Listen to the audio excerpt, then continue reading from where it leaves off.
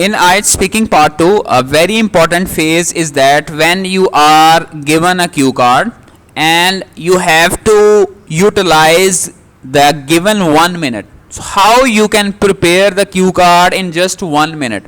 तो 1 मिनट में भाई क्या करेंगे हम, क्या कोई पूरी तकरीर लिखेंगे या किस तरह से हम उसे अवेल करेंगे, उसके लिए चंद गाइडलाइंस हैं, ठीक है, जो आपके जहन में होनी चाहिए। तो पहली बात आप याद रखें कि आपके पास 1 मिनट है, जब क्यू कार्ड आता है आपने उसके अंदर क्या फोकस करना है, write notes and don't write whole sentences.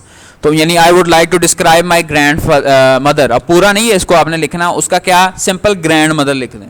वो I would like to describe तो आपके जहन में प्रैक्टिस कर करके क्या होना चाहिए, ताज़ा होना चाहिए। की वर्ड जो अहम वर्ड है बेटे आपने क्या करना है, वो लिखने की कोशिश करनी है, ठीक है।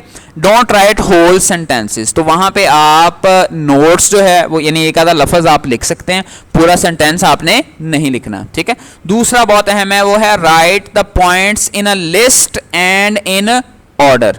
तो आप जानते हैं बेटे क्यू कार्ड जो है, क्यू कार्ड के ऊपर जो भी उन्होंने तरतीब दी है ना, आप उस तरतीब को क्या कर सकते हैं, वो फॉलो कर सकते हैं, ठीक है। उस तरतीब के हिसाब से आप उसको बयान कर सकते हैं। जैसे हम मिसाल के तौर पर इस पे ये गौर करें कि ये देखिएगा इसमें जैसे ये आ रहा है, describe an object you find particularly beautiful. तो उसने कहा where the art work object is, ठीक है। तो आप गैलरिया, लाहौर गैलरिया या जहां पर आप वो बताने की कोशिश कर रहे हैं बेटा, आपने इसको उधर रखना है, ठीक है।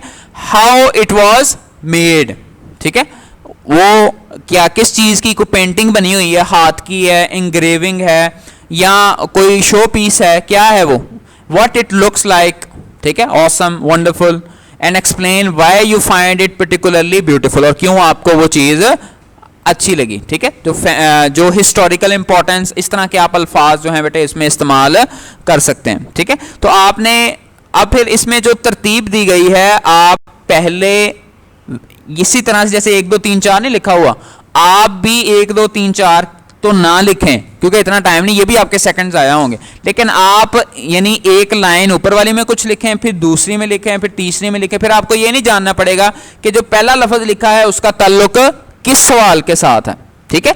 मसलन वेयर का जवाब पहली लाइन में लिख दें और फिर हाउ का जवाब दूसरी लाइन में, व्हाट का जवाब तीसरी लाइन में और फिर वाई का जवाब चौथी लाइन में, जो भी आपके जहन में आ रहा है। तो इस तरह से आपको ना कंफ्यूजन नहीं होगी कि किसका ताल्लुक किसके साथ है। दूसरा, मेक ए गैप बिटवीन और ड्रा ए लाइन बिटवीन, आप उनको डिफरेंशिएट करने के लिए, ताकि जब बोलते हुए तो आपको इशारा ही चाहिए होता है ना, तो आपको वो फर्क जो है वो महसूस हो, तो आप उसमें लाइन भी लगा सकते हैं। Words relating to description and explanation, ठीक है, कि जिस चीज को आप डिस्क्राइब कर रहे हैं उस चीज को आपने थोड़ा सा लाइन लगाकर आगे डिस्क्राइब करने की कोशिश करनी है, ठीक है। उसके बाद बहुत अहम चीज है वो है यूज नाउन्स।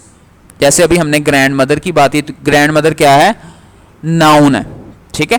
अब इसी तरह से वर्ब्स इंजॉय, मतलब आप उस चीज को क्या करते हैं, इंजॉय। इसी तरह से एडवर्ब्स, ठीक है, रेगुलरली, यूजुअली, जनरली। इसी तरह से एडजेक्टिव्स, तो आप क्या करते हैं, वंडरफुल एक्सपीरियंस, ऑसम एक्सपीरियंस, ठीक है, माइंड ब्लोइंग। तो आप कोई अच्छा एडजेक्टिव लिख लें, एडवर्ब्स लिख लें या नाउन्स लिख लें, ठीक है। तो इस तरह से बेटे आप प्लानर बनाकर आप अपने जो 1 मिनट है उसको अच्छी तरह से यूटिलाइज कर सकते हैं। लेकिन याद रखें इसकी आपको प्रैक्टिस करनी पड़ेगी कि अनसीन आपको आए क्यू कार्ड और उसको आप 1 मिनट में इस तरह से प्रिपेयर करें और फिर उसके बाद बेटा बोलने की आपने कोशिश करनी है।